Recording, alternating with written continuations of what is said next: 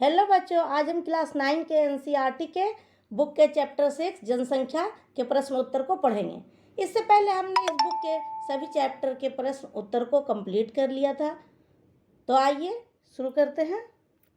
प्रश्न 1, जनसंख्या वृद्धि के महत्वपूर्ण घटकों की व्याख्या करें। इसका उत्तर इस प्रकार होगा। जनसंख्या वृद्धि के प्रमुख घटक निम्नलिखित हैं। पहला, जन्म दर। जब किसी समाज या क्षेत्र में अधिक से अधिक बच्चे होते हैं तो वहाँ की जनसंख्या में वृद्धि होती है और साथ ही साथ इसका प्रभाव पूरे देश पर पड़ता है।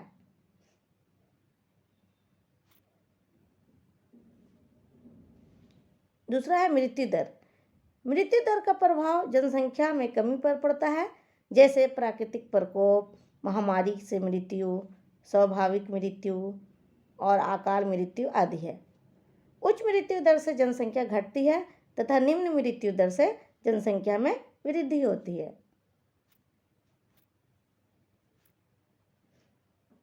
तीसरा हो जाएगा प्रवास।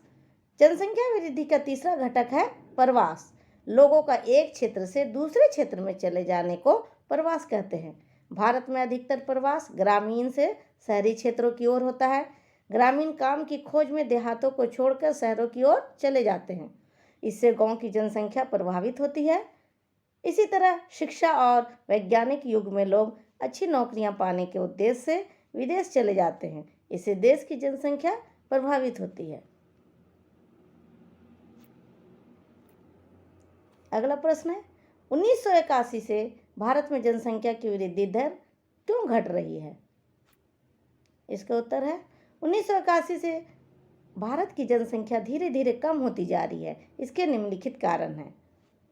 इसके दो मेन पॉइंट है। इस दौरान जन्म दर में तेजी से कमी आई। दूसरा है, लोगों में यह भावना जगने लगी कि छोटा परिवार सुखी परिवार होता है। यही कारण है कि 1981 से भारत की जनसंख्या की वृद्धि दर घट रही है।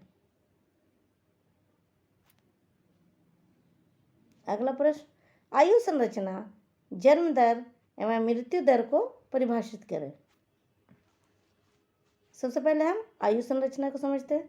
किसी भी देश या राष्ट्र में रहने वाले विभिन्न आयु समूहों के लोगों की संख्या को जनसंख्या की आयु संरचना कहेंगे। ये जनसंख्या के मूल विशेषताओं में से एक है। विभिन्न आयु वर्ग के आकार एक जनसंख्या से दूसरे जनसंख्या तथा समय अनुसार बदलते रहते हैं।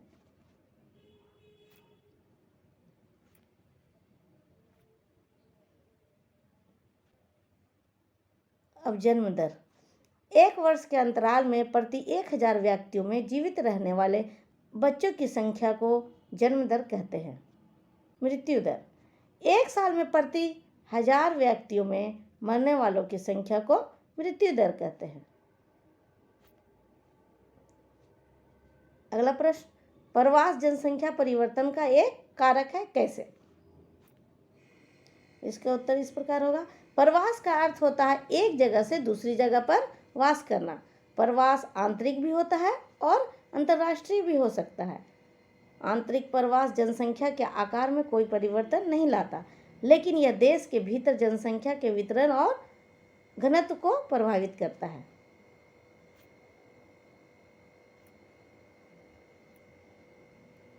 प्रवास के कारण भारत के नगरों और शहरों की जनसंख्या में तेजी से वृद्धि हो रही है। शिक्षा की समुचित व्यवस्था, काम की प्राप्ति, चिकित्सा संबंधी सुविधा आदि के कारण लोग नगरों की ओर अधिक भाग रहे हैं। कृषि भूमि पर जनसंख्या का अधिक बोझ हो जाने के कारण लोग गांव को छोड़कर नगरों की ओर किसी रोजगार के लिए बढ़ रहे हैं।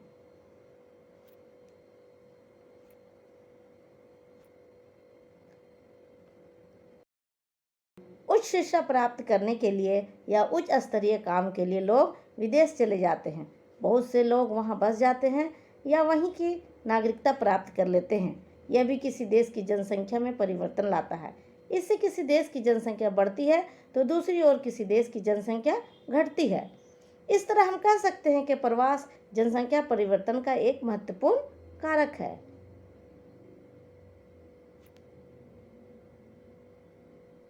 अगला प्रश्न, जनसंख्या वृद्धि और जनसंख्या परिवर्तन में अंतर स्पष्ट करें। इसमें सबसे पहले जनसंख्या वृद्धि को समझते हैं। दो विशेष समय बिंदुओं या समय अंतराल में व्यक्तियों या जनसंख्या में होने वाले वृद्धि को जनसंख्या वृद्धि कहते हैं। ये जन्म दर और मृत्यु दर पर निर्भर करता है।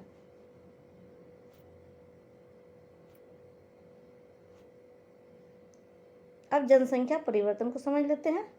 जब जनसंख्या के स्वरूप में परिवर्तन होता है तो इसे जनसंख्या परिवर्तन कहते हैं। ये जन्म दर और मृत्यु दर के साथ साथ प्रवास पर भी निर्भर करता है। अगला प्रश्न, व्यावसायिक संरचना एवं विकास के बीच क्या संबंध है?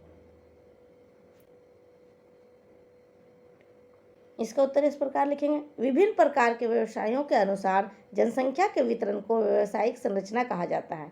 किसी भी देश में विभिन्न व्यवसायों को करने वाले भिन्न भिन्न लोग होते हैं।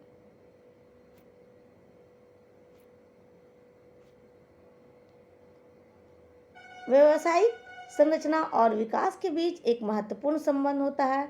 प्राथमिक, द्वितीयक और तृतीयक क्रियाकलापों के कारण ही विकास निर्भर करता है।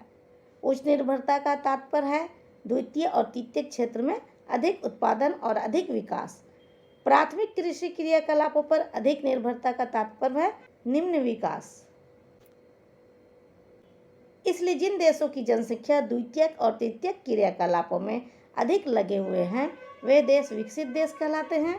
प्राथमिक क्रियाकलापों में कार्यरत देश विकासशील देश की गिनती में आते हैं, जैसे अमेरिका विकसित देश है और भारत विकासशील देशों में शुमार किया जाता है।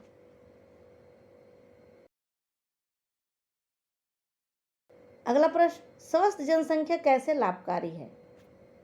इसका उत्तर इस प्रकार हो जाएगा। हम सभी जानते हैं कि स्वस्थ ही जीवन है। स्वस्थ व्यक्ति समाज और देश के लिए लाभकारी होता है। जैसे पहला पॉइंट, अगर व्यक्ति स्वस्थ है तो वह कई घंटे तक काम करने की क्षमता रखता है, जिससे काम में वृद्धि होगी। दूसरा पॉइंट, जब व्यक्ति अधिक घंटे काम करेगा तो उत्पादन में भी वृद्धि होगी। इसका तीसरा पॉइंट हो जाएगा, स्वस्थ व्यक्ति अगर अधिक घंटे काम करता है तो उसकी आय में वृद्धि होगी और साथ ही साथ राष्ट्र की आय में भी वृद्धि होगी। इसका चौथा पॉइंट हो जाएगा, व्यक्ति की आय बढ़ने से उसके जीवन स्तर में सुधार होगा और उसकी जीवन स्तर में वृद्धि होगी। इन सभी बातों को देखते हुए हम कह सकते हैं कि स्वस्थ जनसंख्या ही लाभकारी होता है। अगला प्रश्न, राष्ट्रीय जनसंख्या नीति की मुख्य विशेषताएं क्या हैं? इसका उत्तर, राष्ट्रीय जनसंख्या नीति की मुख्य विशेषताएं निम्नलिखित हैं। सबसे पहला, 14 साल से कम उम्र के बच्चों को निःशुल्क शिक्षा प्रदान करना। दूसरा, शिशु मृत्यु दर को प्रति 1000 में 30 से कम करने का लक्ष्य।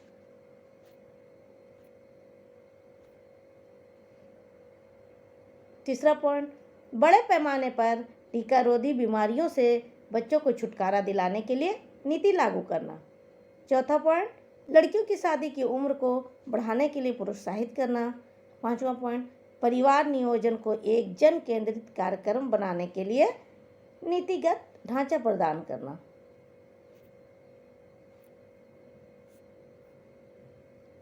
छठा पॉइंट हो जाएगा, राष्ट्रीय जनसंख्या नीति में किशोर किशोरियों को पौष्टिक आवश्यकताओं के अलावा अवांछित गर्भधारण और यौन संबंधों से प्रसारित बीमारियों से संरक्षण पर जोर दिया गया। सातवां पॉइंट हो जाएगा, इसके द्वारा ऐसे कार्यक्रम चलाए गए जिनका उद्देश्य है देर से विवाह और देर से संतान उत्पत्ति को प्रोत्साहित करना और किशोर किशोरियों को असुरक्षित यौन संबंध के कुप्रभाव के बारे में शिक्षित करना। आठवां पॉइंट, गर्भ निरोधक सेवाओं को पहुंच और खरीद के भीतर बनाना, सभी खाद्य और पौष्टिक सेवाएं उपलब्ध करवाना। नौवां पॉइंट हो जाएगा, बाल विवाह को रोकने के कानूनों को मजबूत और अस्थायी करना है। अगला प्रश्न, आर्थिक क्रिया के बारे में संक्षेप में लिखें। आर्थिक क्रिया क्या होता है पहले इसे समझते हैं। मनुष्य जो भी काम या व्यवसाय करता है उससे उसकी आय और आर्थिक उन्नति होती है, उसे ही हम आर्थिक क्रिया कहते हैं। अगला पॉइंट लिखेंगे, आर्थिक क्रिया को सामान्यतः 3 श्रेणियों में वर्गीकृत किया जाता है।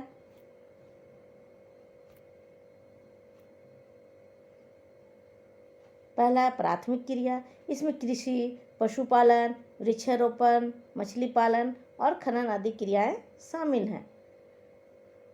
द्वितीयक क्रिया में, इस क्रिया में उत्पादन करने वाले उद्योग, भवन और निर्माण कार्य आते हैं।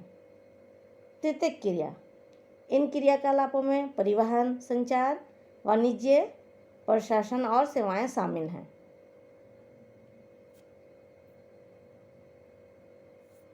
अगला प्रश्न, प्रवास किसे कहते हैं? आंतरिक प्रवास और अंतर्राष्ट्रीय प्रवास क्या है? प्रवास को समझते हैं, लोगों का एक क्षेत्र से दूसरे क्षेत्र में चले जाने को प्रवास कहते हैं। आंतरिक प्रवास, जब प्रवास देश के भीतर ही होता है तो उसे आंतरिक प्रवास कहते हैं। आंतरिक प्रवास जनसंख्या के आकार में कोई परिवर्तन नहीं लाता है, लेकिन यह एक देश के भीतर जनसंख्या के वितरण को प्रभावित करता है।